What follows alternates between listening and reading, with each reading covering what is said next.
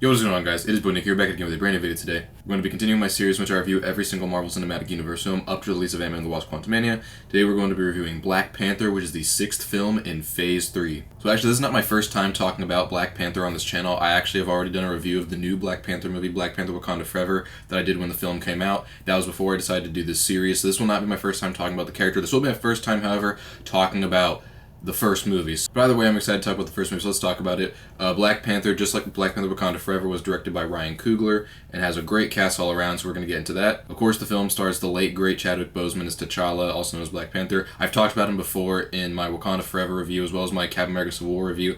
If you guys have seen those, you know how I feel about Chadwick Boseman as Black Panther. I love the guy in that role. I think he's perfect casting for that role, and it really shows through in this movie that they could not have picked a better actor to play Black Panther. Chadwick Boseman did a phenomenal job playing the character, and he plays him in a way that's very intriguing, because unlike Tony Stark or a handful of other characters that are kind of just like douchebag kind of guys, T'Challa's a much more intelligent man who just wants peace, and he's in line for king, and he just wants to be a good king. And Chadwick Boseman plays this character beautifully. He's very charismatic, very likable, very understandable as well, and very compelling and sympathetic all at the same time. And I gotta commend Boseman for his incredible performance as T'Challa. The film has great actors outside of just Boseman. We also have Letitia Wright as Shuri. She's a great supporting character to T'Challa. The brother-sister dynamic between the two of them is hilarious. It's also very compelling. It's a lot like how I feel about Tom Holland and Ned in Spider-Man: Homecoming. I think these two make a fantastic brother-sister duo. They're hilarious, but they also feel like real brother and sister, so I gotta commend the chemistry there. And of course, Angela Bassett is terrific as Queen Ramonda.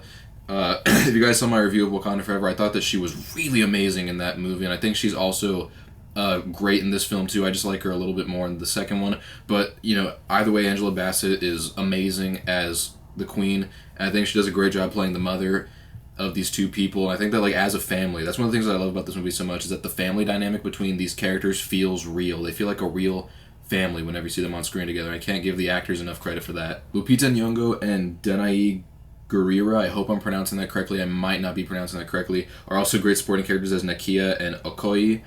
They're not necessarily part of the family dynamic, but they're great supporting characters, and in a way they kind of do feel like family to the family that we see in the film, and they all have great chemistry together. They feel like real, authentic people with real, authentic human relationships, and I just think the actors in this film, I don't think there was a single misstep in the casting here. I think they all picked amazing actors that work well together.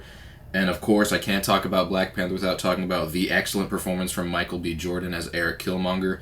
Killmonger is one of the best villains in the MCU, and I think part of that is due to Michael B. Jordan's excellent performance. I mean, he's interesting because he's doing a lot of bad things that you don't necessarily agree with. However, his point of view is very understandable, and his motives are made clear, and the way that Michael B. Jordan portrays the character just makes him all that more compelling, to where instead of just being this terrifying, evil, scary kind of guy, he's a lot more charming than that. And you can see he's also has an intelligence of his own kind that's very different to that of T'Challa, and he's a very compelling villain. Even though the stuff that he does is not good, it's like his reasons for doing everything he wants to do makes total sense, and Michael B. Jordan just really nails the acting on this one. I don't think they could have found someone to play him in such a compelling way that Michael B. Jordan did. Andy Serkis is also really good in this movie as Ulysses Klaue. I hope I'm saying that correctly. And even though we only see him in a few key action sequences, every time he's there, he's a scene stealer. I love Andy Serkis. Every time I see that guy in a movie, I'm just like, that guy's awesome.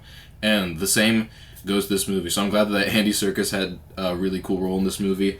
And also, speaking of actors from Tolkien stuff, Martin Freeman as Everett K. Ross. Now, this is not the first time we see him. We do see him in Captain America Civil War, but they give him a little bit more to do this time in this movie, and he's cool whenever he's there. He's kind of one of the more side characters, but he's entertaining when he's there, and I like Martin Freeman a lot as an actor too, so it was cool to see him there. Two other actors I want to give credit to is Winston Duke and Daniel Kaluuya as M'Baku and W'Kabi. I think I'm saying that correctly. Sometimes these names I'm not familiar with, I mess them up, I apologize.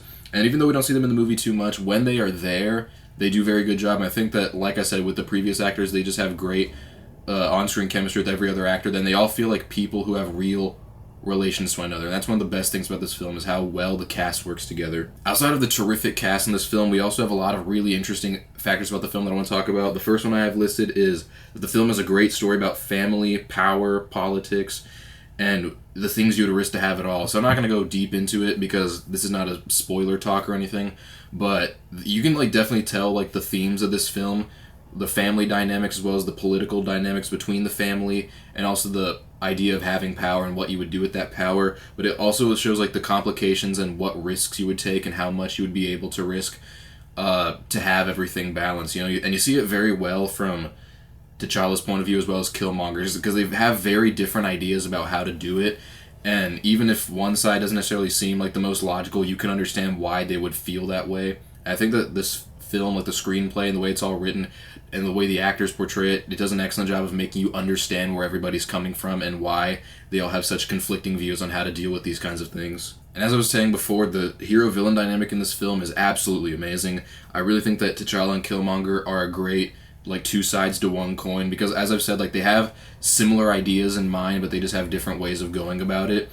And it's kind of interesting because it's that thing where it's like you see them kind of want to coexist peacefully. It's just that there are ways of going about it. One's much more peaceful, the other's not very peaceful, and so they have that conflict going on. You kind of hate to see it happen because you know that if they really, really tried to work together, they could really, pull something great out of it. But because of how complicated everything is, unfortunately, like you understand why things end up the way they do. But it's such a great dynamic to see between these two characters. I like the fact that not every character in this movie is just some crazy bad guy. I like the fact that all of their motivations are made clear to the point that you can at least understand where they might be coming from, even if you don't agree with it. Of course, I can't talk about Black Panther without talking about the visuals. This is a very visually appealing movie. I think the CGI for most of the film looks great. I think the shots, like the actual like framing and everything, is beautiful. I think that the costumes and the makeup are excellent. I really appreciate the fact that they didn't just decide to CGI every single thing on screen. Like the fact that they use makeup and costumes, I think it looks beautiful. And the colors and the way everything comes together on camera is just so well done. I can't give those people enough credit. There are some moments where the CGI does kind of bother me a little bit, which I'll touch on later in the review. But for the most part, I think the CGI looks pretty intriguing. It looks great. I think it's very appealing to look at. And there's also some really interesting use of architecture that I noticed on some of the buildings in this movie, like I would have never come up with. So I gotta give the art directors like all the props for making a beautiful looking movie. This film also has really exciting action sequences. They're beautifully shot and well choreographed, and they're kind of like done in a way that like previous Marvel movies haven't really done it. There's some slow-mo moments, there's some fast-paced moments, but the way that it all comes together and the way that it looks, it's really exciting. It really like gets your blood pumping the way you see it. I mean, they did kind of some of this in Thor Ragnarok that I talked about in my Thor Ragnarok review. And they kind of just do it in this movie too, but in a way that's a little bit different, and especially with the beautiful visuals of Wakanda. Oh, these action sequences are just so exciting and great to look at, and I love them so much. This film also has a great soundtrack from Kendrick Lamar, those other artists on Top Dog Entertainment, and other artists like SZA and The Weeknd. I think it's a great soundtrack. It suits the movie really well, just the way that they incorporate these songs with the various scenes going on. And it's also just great music all around, and I love Kendrick Lamar. I think he's a genius, and I thought it was like really cool to see a man with that much musical talent do the soundtrack for a movie this good. So I think that was just a match made in heaven there. And speaking of the music in this film, I also like the scoring that this movie has, especially with the percussion, like the use of tribal drums and the way that like the music that you would have never previously heard in Marvel movies, like the tribal drums or any other kind of like music that maybe sound like they come from a different culture or something like that. The way that they infuse it in this movie is really well done. I love the way that the drums sound in so many different moments. Especially one moment that I really love is the scene in the beginning where he goes to the waterfall and you see like all the people there like doing the singing and stuff, and the way the drums sound and all of it together. It's a really cool moment. I think it's just a really cool... it's a cool moment, just of all this like stuff coming together so well. And as some probably do know, Black Panther has a lot of really important themes that are very relevant in today's culture, and they're explored in a way that's very, I feel, personal to the characters in a way that makes you understand it. And whenever this film came out, it was so important. It still is so important because it was the first MCU movie starring a predominantly black cast as well as having a black superhero. And there's some themes in this movie that are very important that I'm glad that they kind of go into, but I like the fact that they make it to where it's important to the characters as opposed to just them trying to I don't know, explore it in a way where it's just like, here's something that happens, feel something. I like the fact that they actually make it important to the characters, and the fact that the characters are the reasons why you pay so much attention to it. And it kind of like makes you think more about issues that might be going on within the black community or within black culture, things that might be going on with Africans everywhere, just after the movie's over. You know, it's really thought-provoking, well-written stuff, and I think that the way they execute it is done very beautifully. And that's one of the things I also love about the character of T'Challa, is the fact that he's in line to be king, and being king is a big duty, and he wants to be a king so he can be a good ruler. And you know, and I just love that aspect about the character, but it's also the thing where it's like, what would you have to give up in order to be a good ruler?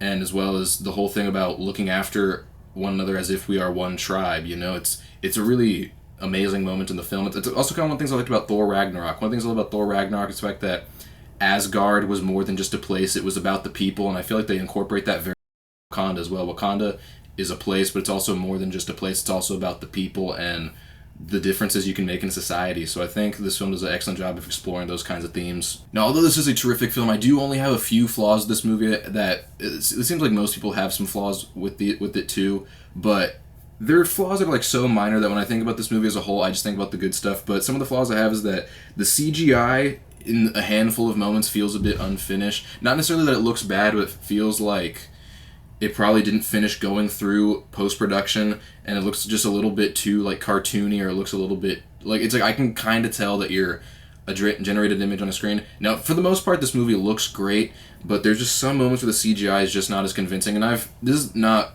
exclusive to Black Panther. I've had the issues with this in several Marvel movies, actually. I had an issue with that in Ragnarok and several others, and that's something that like I've kind of come to just accept with the MCU, is the fact that there's gonna be some movies where maybe the CGI doesn't always look as convincing or look as finished as maybe it could, but you know, whenever the story's great, it ultimately doesn't matter. Whenever the rest of the movie looks so good, you can just overlook these few scenes. Although Killmonger is a great villain, and I really do mean it when I say he's one of the best MCU villains, we see him have a really cool scene at the beginning of the movie, and then we don't see him for a really long time, and then we see him come out at the last part of the movie, or not the last part, but like the second half of the movie, where he steals the show. And although I love the stuff that they did with Killmonger, because there's such a distance between these scenes, I kind of just wanted to see him a little bit more, because he's such an interesting villain, and I feel like there's a lot to go off of and a lot to analyze with him and his motivations. I kind of just wanted to see him just a little bit more. Because of how interesting he is, and also as well as how incredible Michael B. Jordan's performance is as the character. Those are really my only issues. Those minor flaws aside, Black Panther is a terrific film, and I was not sure what grade I was going to give it or what rating, especially considering the ones that I gave to Wakanda Forever, but I'm actually going to give it the same rating and grade I gave to Wakanda Forever. I'm giving Black Panther an overall rating of a 9 out of 10. Very entertaining movie, and I'm giving it an overall grade of an A. I was kind of conflicted about whether or not I was going to give this movie the same rating and grade as Wakanda Forever, because I was genuinely thinking to myself whenever I saw Wakanda Forever, I was not sure whether I liked that one or the first one more, and upon rewatching the first one, I'm kind of just, I don't know. I think in all honesty, they're probably about the same in terms of their quality, and I feel like that kind of makes them like interchangeable, and like there doesn't necessarily have to be one that's better than the other, but it's kind of just interesting when you see a movie that is really, really good, and you see the sequel is like just as good, and you can't decide which one you like more, and I don't know, but yeah, I think for those reasons, I think it makes sense to give them both the same rating and the same grade. So that was my review of Black Panther. I hope you guys enjoyed the review. Make sure that you tune into my channel just a few more days to see my review of the next movie in the Marvel Cinematic Universe, Avengers Infinity War. Hope you guys enjoyed the video. Make sure to hit the like button, hit the subscribe, hit the notification bell so you get notified about latest videos. Leave a comment down below letting me know what you thought. And yeah, it's been it. Peace.